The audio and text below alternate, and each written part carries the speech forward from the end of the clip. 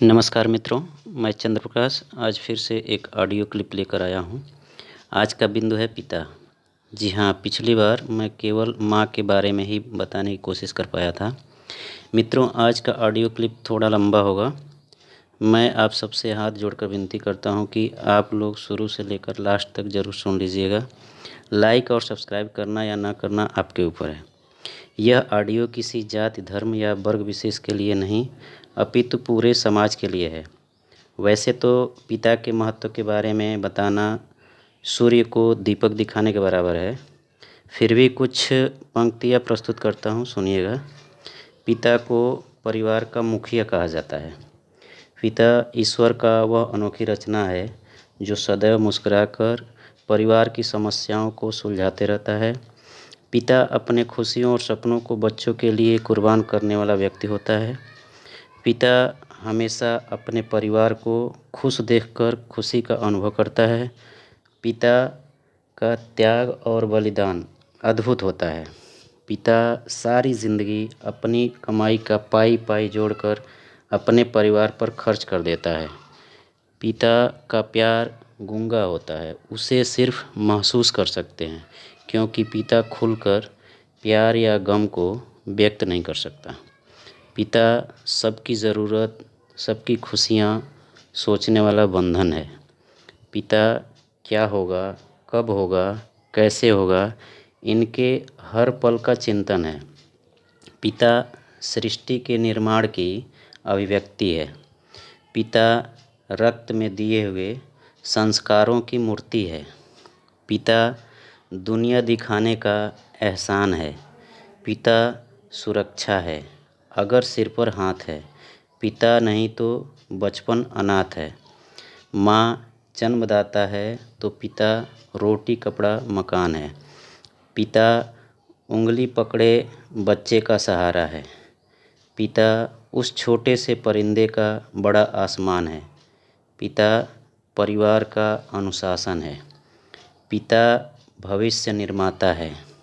पिता है तो बच्चों को इंतज़ार है। पिता है तो बच्चों के ढेर सारे सपने हैं। पिता है तो बाजार के सब खिलौने अपने हैं। पिता से ही परिवार में प्रतिपल राग है। पिता से ही माँ की चूड़ी, बिंदी और सुहाग है। इसीलिए बिना पिता के माँ का अस्तित्व नहीं होता। माता पिता हमारे ज़िंदगी रूपी पेड़ के जड़ हैं।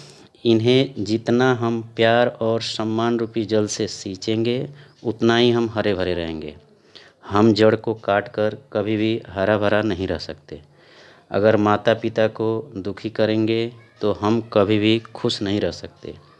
आज ये ऑडियो बनाने का एक मेन मकसद भी यही है कि आज के परिवेश में हम बड़ों का आदर करना, माता पिता को सम्मान देना थोड़ा कम कर दिए हैं। और सिर्फ ये मैं नहीं, आजकल के आंकड़े और वृद्धाश्रम की रिपोर्ट बता रहे हैं। और जो लोग ये गलती कर रहे हैं, वो लोग सिर्फ ये जान लें कि वो माता पिता की ज़िंदगी को नहीं, अपने भविष्य को कष्ट दे रहे हैं। क्योंकि कहा गया है ना, जैसी करनी वैसा फल, आज नहीं तो निश्चित कल। कल उनके बच्चे भी जवान होंगे और ये लोग बूढ़े होंगे।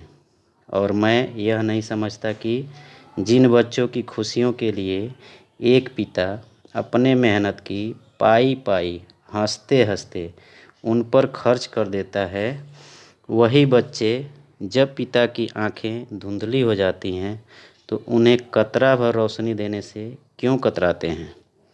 एक पिता अगर अपने बेटे का पहला कदम उठाने में उसकी मदद कर सकता है, तो वही बेटा अपने पिता की आखिरी कदम को सहारा देने में उसका साथ क्यों नहीं दे सकता। जिंदगी भर अपने बच्चों के ऊपर खुशियाँ लुटाने वाले माता पिता को किस जुर्म में आंसुओं और तन्हाई के गम में छोड़ दिया जाता है। क्या इसी दिन के लिए माता पिता भगवान से औलाद मांगते हैं? अभी भी वक्त है, हम संभल जाएं और माता पिता की भावनाओं को समझें और उनका अपमान नहीं, उन पर अभिमान करें। क्योंकि माँ बाप की कमी को कोई पाट नहीं सकता और ईश्वर भी इनकी आशीषों को कभी काट नहीं सकता। विश्व में किसी भी देवता का स्थान दूजा है, माँ बाप की सेवा ही सबसे बड़ी पूजा है। विश्व में किसी भी तीर्थ की यात्राएं व्यर्थ हैं यदि बेटे के होते माँ बाप असमर्थ हैं। खुशनसीब हैं वो लोग जिनके माँ बाप साथ होते हैं, क्योंकि माँ बाप के आशीषों के हज़ारों हाथ होते हैं। इसलिए माँ बाप की तत्परता से सेवा करते रहें। और अंत में मैं यही कहूँगा, जो लोग अभी तक इस चैनल को सब्सक्राइब नहीं किए हैं वो लोग सब्सक्राइब ज़रूर कर दें, ताकि अगली ऑडियो क्लिप अपने आप तक पहुंच जाए। और इस ऑडियो क्लिप को ज़्यादा से ज़्यादा शेयर करें। अगर इसे ज़्यादा से ज़्यादा लोग लाभान्वित होते हैं तो मैं समझूंगा कि ये मेरा मेहनत सार्थक हुआ। इसी के साथ मैं अपनी बातों को विराम देता हूँ। जय माता दी, जय पिताजी।